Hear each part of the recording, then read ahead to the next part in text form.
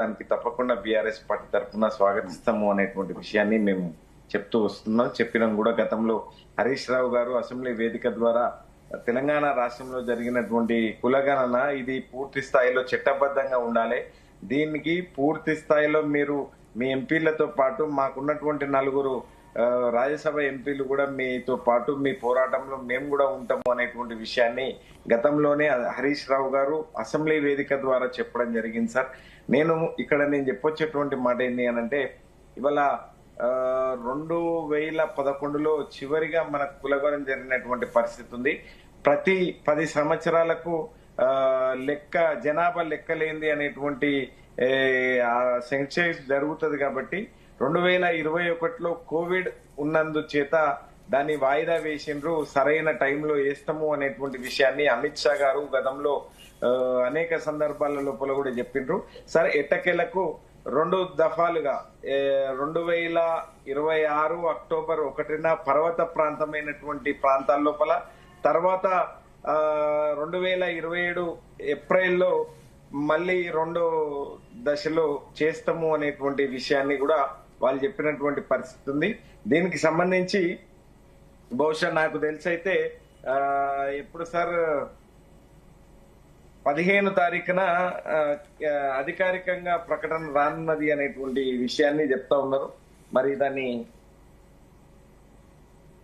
ఈ నెల 16వ తేదీన గెజెట్ నోటిఫికేషన్ వచ్చేటువంటి విషయము ఉంది అనేటువంటి విషయాన్ని విశ్వసనీయటువంటి సమాచారం ఉన్నది. కాబట్టి సరే, ఏది ఏమైనప్పటికీ కూడా ఇవాళ ప్రతి 10 సంవత్సరాలకు జరగవలసినటువంటి దాన్ని కోవిడ్ ఉన్నందు చేత దాన్ని వాయిదా వేసుకుంటూ వచ్చినటువంటి పరిస్థితి ఉంది.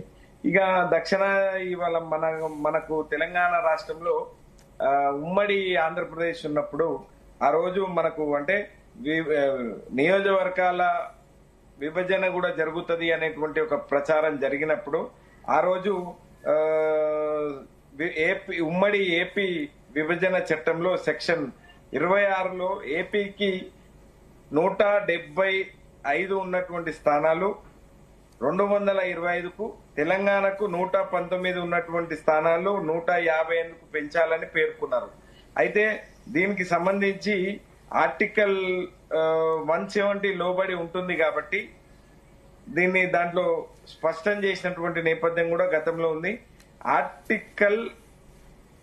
ఆర్టికల్లోని 2026 తర్వాత జనాభా లెక్కల సేకరించి ఇది చేస్తాము అనేటువంటి విషయాన్ని కూడా గతంలో ఉన్నటువంటి కేంద్ర ప్రభుత్వం చెప్పినటువంటి పరిస్థితి ఉంది. సార్, సరే, ఏది ఏమైనప్పటికీ కూడా ఇవాళ కుల జనగణన చేయడం ద్వారా వచ్చేటువంటి అదేంది అనేటువంటి విషయాన్ని కూడా మనం ఒకసారి పరిశీలించాలి. మన తెలంగాణ రాష్ట్రానికి ముఖ్యంగా మనం చూసుకున్నట్లయితే మన తెలంగాణ రాష్ట్రానికి తప్పకుండా న్యాయం జరగాలి, తప్పకుండా నియోజకవర్గాల పెంపు జరగాలి.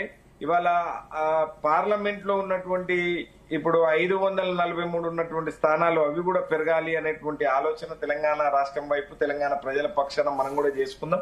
తప్పకుండా 153 స్థానాలు మన తెలంగాణకు రావాల్సినటువంటి పరిస్థితి ఉంది. ఇవి వస్తే ఇంకొద్దిగా సంఖ్య పెద్దగా పెరుగుతుంది, ఇంకా ఎక్కువ మంది సభ్యులు ఉండేటువంటి అవకాశం ఉంటది, పాలన ఇంకా దగ్గరగా తెలంగాణ ప్రజలకు చేయాల్సినటువంటి అది ఉంటది. కాబట్టి ఈ విభజన, ఈ నియోజకవర్గాల పునర్విభజన కోసం చేస్తా ఉన్నారా, దేనికోసం చేస్తా ఉన్నారు అనేటువంటి విషయాన్ని బహుశా బీజేపీ వాళ్ళు కేంద్ర ప్రభుత్వంలో ఉన్నటువంటి వాళ్ళు చెప్తే బాగుంటది. సరే, ఏది ఏమైనప్పటికీ కూడా బీఆర్ఎస్ పార్టీ పక్షాన మేము దీన్ని స్వాగతిస్తా ఉన్నాము అనేటువంటి విషయాన్ని మాత్రం ఈ సందర్భంగా నేను తెలియజేస్తా ఉన్నాను. Sir, right. జయరాం గారు, ఇక్కడ మనకు దాదాపు భారతదేశంలో 15 సార్లు ఇప్పటికీ కులగణన జరిగింది. అంటే ఇప్పటికీ 15 సార్లు జరిగినా కూడా 1941 సంబంధించిన రిఫరెన్స్ పాయింట్లే ఇప్పటికే కొనసాగుతున్నాయి. 1941కి అప్పుడు కులగణన చేసినప్పుడు, అంటే దాని తర్వాత 14 సార్లు జరిగినా కూడా అవి ఎందుకు రిఫరెన్స్ పాయింట్గా కొనసాగలేకపోయాయి? కేవలం 1941 మాత్రమే ఎందుకు ఇప్పటి వరకు కొనసాగుతున్నాయి అంటారు?